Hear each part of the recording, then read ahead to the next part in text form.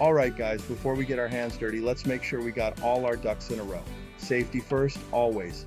You'll need some tools for this job: a good jack and jack stands, a socket set, wrenches, a ball joint press, and some elbow grease. Remember, we're working under a heavy truck here.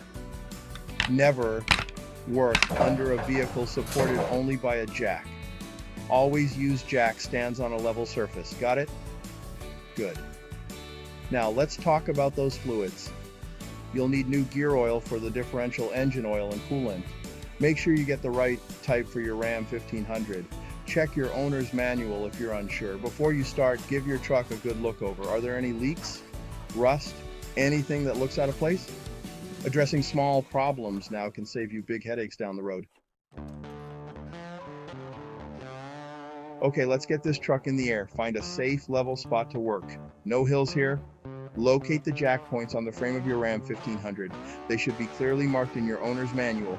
Position the jack under the jack point and slowly raise the truck. Once high enough, slide those jack stands under the frame rails, ensuring they're on solid ground. Slowly lower the jack until the truck rests securely on the stands. With the truck safely on stands, grab your wrench and loosen the lug nuts on the wheels you'll be working on. Don't remove them completely yet, just break them loose. Now you can remove the wheels, set them aside carefully so they don't roll away. With the wheels off, you'll have a clear view of the ball joints. They connect the control arms to the steering knuckles.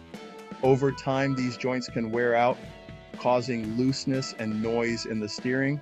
To replace them, you'll need that ball joint press we talked about earlier. This tool helps remove and install the ball joints without damaging other components.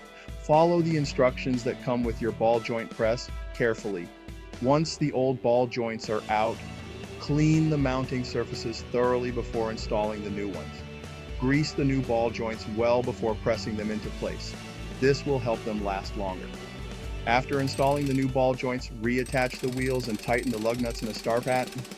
Lower the truck off the jack stands and torque the lug nuts to the manufacturer's specifications. Now, let's talk fluids. Start by draining the old fluids. For the differential, locate the drain and fill plugs. Place a drain pan underneath and remove the drain plug. Let the old gear oil drain completely. Once drained, reinstall the drain plug and remove the fill plug. Using a funnel, fill the differential with the correct type and amount of gear oil. Replace the fill plug. Repeat this process for the engine oil and coolant, making sure to dispose of the old fluids properly. Check your owner's manual for the correct fluid capacities and types. With fresh fluids and new ball joints, your Ram 1500 will be riding smooth and handling like a dream. And remember, always consult your owner's manual for specific torque specifications and safety procedures.